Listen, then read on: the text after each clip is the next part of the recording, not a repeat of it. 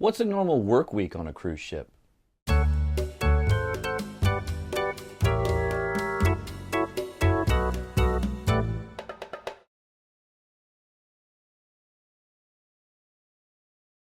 There are all kinds of lengths of cruises. 1 week, 2 weeks, 3 days, 18 days, a month. They have world travel cruises. They could last up to a year. So it there's not just one finite set of like what days you're working, what schedule it really is. It's cruise to cruise, and on the three different ships that I worked on, I had cruises I had a 3-day cruise once. I had 2-week long cruises. I think I had a 16-day cruise one time. But for the most part, the cruises I worked mainly were 7 days or 14 days. And that kind of made it more, it made it more easy to kind of understand the formula of how the cruises kind of worked. Because every cruise wasn't exactly the same, but the formula was kind of the same, like for, let's say, a 7-day cruise. And so how I'm going to explain kind of the day-to-day work week, I'm going to base it off of my very first itinerary, which was a 7-day cruise on the west coast of Mexico from Los Angeles. Cruises every day can kind of be divided up into, okay, so you can divide cruises into cruise days into three categories. It can be like Embarkation Day, right? Also known as Turnaround Day. That's also Debark. So on the day that passengers from this cruise leave the vessel, they turn around the ship, they clean it up, and then they bring the new passengers, and then that's Embarkation Day. So Debark and Embark are the same day for two separate sets of passengers. You also can have Sea Days, which is when the ship is at sea, and you can have Port Days, when the ship is at port. And port days include both when you're docked or when you have to use tenders. So that's when the ship kind of floats out in the ocean, and you kind of take these smaller boats called tenders that kind of taxi back and forth from land to the ship. And that also includes overnights. So I'll put those in port days. So my very first contract based out of Los Angeles, it was Sunday to Sunday. Okay, so first Sunday, Embarkation Day. And the first thing of Embarkation Day, well, let me take it back. So how my ships kind of had a formula for our cruises. Every day was kind of a different theme, right? So for the cuisine, every day would be a different kind of, at least in the buffet, it would have a different cuisine theme, Mexican or Asian, or there was like a Thanksgiving with turkey and stuff kind of vibe one of the days, different themes, to kind of make every day a little bit different. And then with the entertainment department, we had different themes every night of kind of how we entertained the guests, like we had like a 70s theme one night, like disco, right? We'd have, one time we did like a 50s and 60s kind of retro sock hop kind of Grease kind of thing, vibe for entertainment, so it just depends. And these decisions are kind of, the cruise director is in charge of all of entertainment, right? So the cruise director is the one who chooses, or has the final say in what day we're doing what activities are going where, kind of the final say in everything.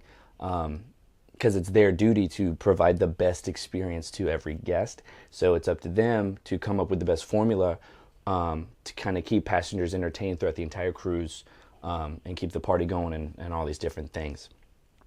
So, and I don't know everything about every department because I worked in entertainment, obviously. But for the most part, every day is kind of the same when you're working on a cruise. It's kind of like, if you kind of narrow it down, it's kind of the same, You wake up, you go to work, you do whatever job you have to do, and a lot of the jobs are the same job. Like shore excursions, for instance, the first couple of days, they're selling excursions on the ship in the atrium at the desk. And then on port days, shore excursion team is off the ship doing the excursions, right? So you're either doing the excursions or you're selling the excursions, kinda. It's a more complicated than that, but not. It's kind of, you can narrow it down like that. Guest services, you're always doing guest services no matter what, for the most part. But like I said, this is only in the general thing. I know what's going on. If you work in the kitchen, if you're cooking, I mean, it doesn't really matter what cuisine, because you're cooking, right? If you're a pastry chef, you're making pastries. You see it's the same. It might be different pastries, but you're still doing that one thing, right? So the theme as a worker isn't as crucial as a lot of the jobs, when it comes to a lot of the jobs, because it's kind of the same. You're just kind of doing your job. You were hired to do a job and you're doing it, right? But the entertainment department, even though like my job was either film something or edit something, right? But every theme kind of had a different vibe and a different venue, and so I was kind of going to different places and stuff like that. So the entertainment was a little more. It wasn't as patterned, right? It was, and every week could change a little bit, so it's a little more entertaining, right? Very first day, Sunday, so 7-day cruise in Mexico, Sunday to Sunday. First day, Embarkation day. The very first thing the passengers have to do is the passenger drill, and so as a crew member, you're assigned a certain role, or not, to participate in the passenger drill. Only one of my contracts did I have a duty that I had to go to passenger drill. For the most part, I only had to do crew drill. But that one contract, I did passenger drill and crew drill. So I had a lot of drills, right? But after the passenger drill, we had, how Norwegian did it, we would have our sail away party up on the pool deck. And the cruise director, and he would actually introduce basically the entire entertainment team, the youth staff, the crew staff. There was a DJ up there, and we kind of had a little dance party as the cruise ship sailed away from port, right? And I would film that. After the sail away party, the first day is kind of people getting their sea legs, so to speak, right? So passengers are kind of going around.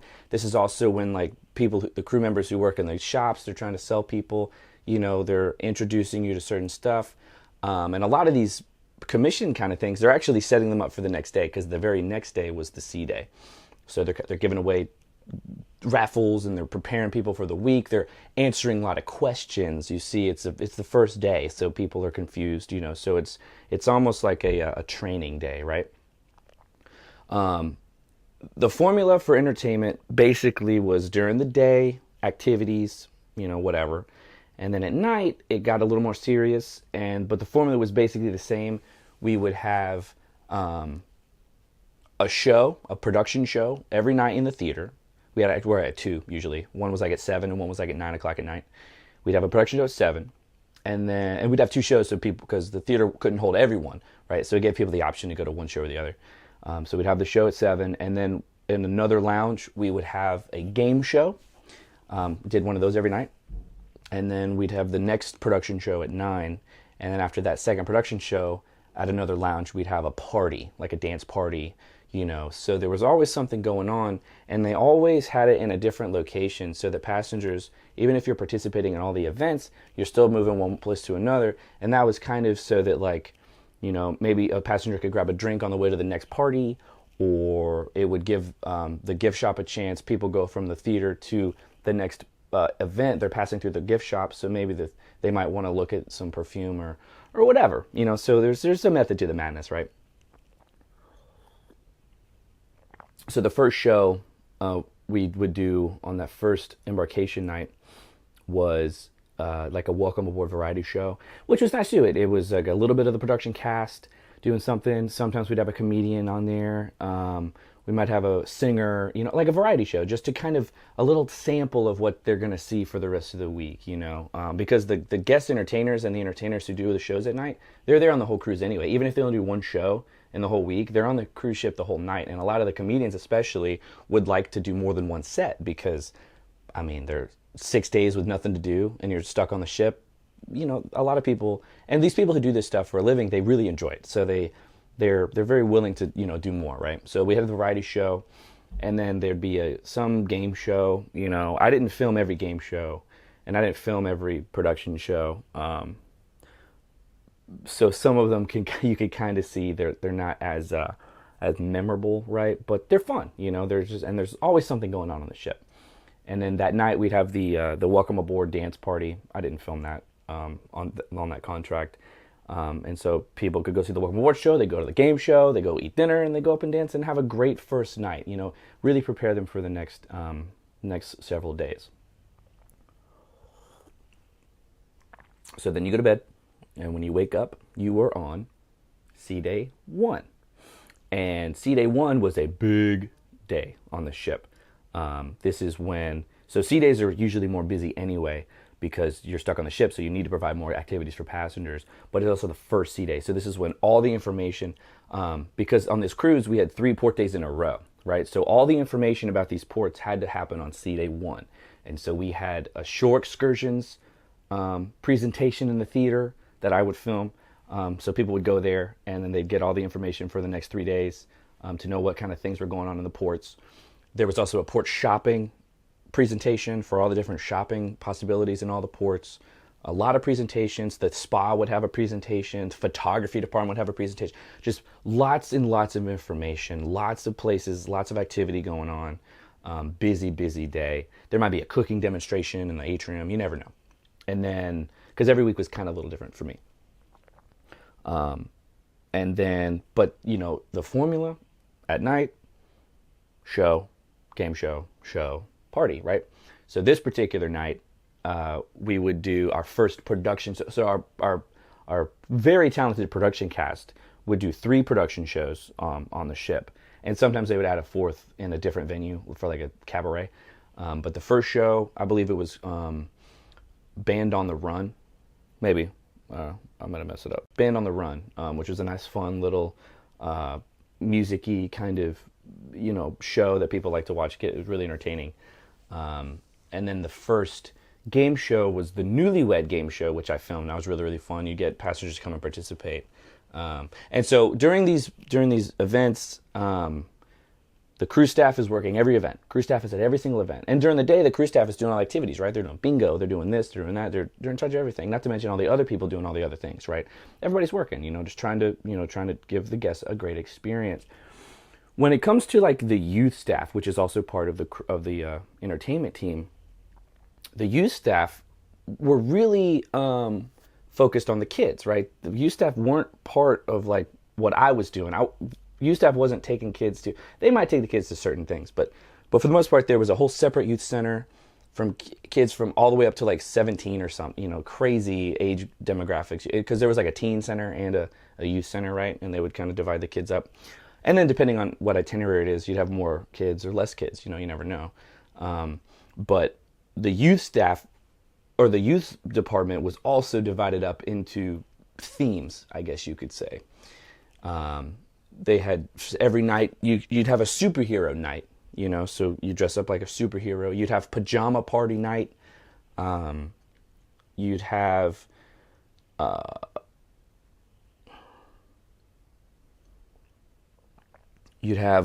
pirate night, right? And the pirate night was funny because kids would dress up like pirates and get face paint, and then they'd walk around the ship, singing like pirate songs and stuff. And all the parents would, they'd walk around all the different venues and stuff, and the parents would take photos. It was really, really cool, really fun. And they'd have a circus night. Now, one thing that the youth staff does do, or at least they were doing with Norwegian, is every like other day, they would do like a circus training course, right? And they teach you how to juggle and stuff, which was always really fun, because on like the last day, the kids would actually go to the theater, and kids who are participating in the youth program would dress up in like circus attire, and they would show off these talents that they learned on the ship for the parents, right? That was really cool. They would learn how to spin plates. Some of them learned how to juggle, right? So it was a very, very inclusive youth program. Very, very good.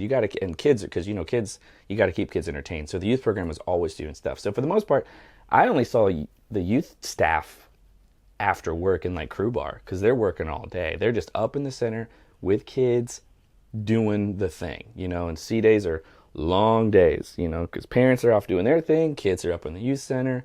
The youth staff are busy, and they get kind of tired. I used to work at a summer camp, and it was similar in that you're with the kids all the time, except on the summer camp that I used to work at, we also slept in the cabins with the kids, so we were there 24/7. What's nice about the cruise, the youth staff in the ship, is that the kids leave at night, right? So you don't have to like live with them, but you're still with them all day long. So you're still exhausted, spending so much time with. And if you have like a lot of kids, ooh, it gets tiring. So the Newlywed Show, and then that theme, and the food themes every day were, they weren't always the same every week, so I couldn't tell you Tuesday was, Mexican night and Wednesday was Asian night. I couldn't tell you that, but every theme's gonna be a little bit different, but you're also not forced to eat that food, right? Like passengers, like you don't have to eat that food. Like they also have all the other food all the time anyway, just a little something different every night, right? There was a big seafood night one of these nights. That was super fun. And actually at one point, crew weren't even allowed to go up to buffet during seafood night because we were eating all the shrimp and stuff. So they got mad at us, and they said those of us with privilege to go eat in passenger areas, we could go, except we weren't allowed to go during seafood night. They were mad at us because I guess we were eating them out of their money, right? But the theme for the entertainment for that first night was Norwegian's Night Out, which was kind of like a fancy, elegant, kind of, sleek, dress up nice, glamorous thing, red carpet, like take pictures kind of thing. That was a fun evening. So the musicians at night, the night times are where the most stuff's going on, really. There's musicians in all different lounges doing all different music all the time, and the music might change, some bands might do like a rock set one night, or they might do like obviously the band in the parties is going to do the theme of that party. So if it's a 70s disco party, they're going to play 70s disco music. But I knew some bands would play a different lounge, and they might do like bossa nova, salsa kind of more style of music one night, and then the next night they might do all hits. So there was it all just, it's different. It's fun. That's why every ship is different, because there's different bands, there's different people, there's different cruise directors making different decisions. There's different venues, so every ship has a little different life. But when you work there, you could totally knock it back down to, it's the same kind of pattern, I guess you could say. But Norwegian Night Out was fun. And then you go to bed and you wake up the next day. And the first day on that particular cruise was Cabo San Lucas. And Cabo San Lucas was actually a tender port. So we didn't actually get to dock. We had to take the tenders, right? And so I didn't get off all the time, but that was a fun little port. Cabo, right? And that one cruise we went was like a spring break cruise, just an overnight in Cabo. And that was a super fun for crew because we could get off the ship and party and all that kind of stuff. And I lost my license and like my debit card that night. But what happens in Cabo, right? Very, very fun. And so the guests get off, and so port days are way, way more chill. The activities, like we had a thing called a freestyle daily, so it was printed every day for every guest, which had all the events for all of everything going on that day. And sea days, it's packed, like the typing is teeny tiny and you can barely see it. And on a port day, it's like double spaced because there's not as many people, so there's not as much going on. There's no need for as many activities. But every port during this particular itinerary, we would leave every night. So that's also why the nights were always more packed and more busy, because that's when you leave the port and the people come back on the ship, right? So you have all the activities at night. So Cabo, that first night, what did we do? I guess we probably had, what did we do? We probably had a production show. We had a game show. We had the other production show. And then we had a party, right? Duh. So the production show, it might have been a magician. It might have been a comedian. It might have been a juggler. It might have been a singer. Just whoever happens to be on the ship in that particular itinerary, because the entertainment, it's not the same people. Guest entertainers, who do like some of the production shows are contracted differently. Sometimes they're on for one cruise, sometimes they're on for 6 months. Just depends, right? So maybe we'll have a magician that day, or maybe we'd have a comedian, probably a comedian because it's early in the week. And then we'd have a game show, whatever the game show might be. And then this comedian might go on again, or he would go on again, or she would go on again. And then we'd have another dance party. It might be the 70s disco party, where people dress up in 70s. And that's why it's fun to be like a cruise staff, because you dress for the theme as well. That's also why cruise staff brings so many clothes onto the ship, because every theme you want to have your own clothes, and so you dress up in 70s and maybe wear a wig or platform shoes or something like that. And there were also costumes like on the ship that obviously the cruise staff, like the cruise knows what they're doing, like they have this stuff planned out, right? And then the next day on this itinerary we were in Mazatlan, Mexico, which we docked this particular port. But you get there early in the morning, guests get off the ship, the activity list is small, so we chill for the most part there. And actually in this port, it was either this port or the next port, we actually had a local dance like group from whatever port we were in would come on the ship and do like a national heritage kind of traditional dancing during on the ship. It was really, really cool. I filmed that a couple of times, just a lot of fun. Kind of celebrating, their history and stuff, and kind of bringing a little bit of knowledge into the ship as well while you're on vacation. And then what did we do that night? We had a production show, which was this next one's probably our next Norwegian production cast show. Look of Love, which was a pretty cool. It was like all the music from Burt Bacharach or something. It was a really cool show.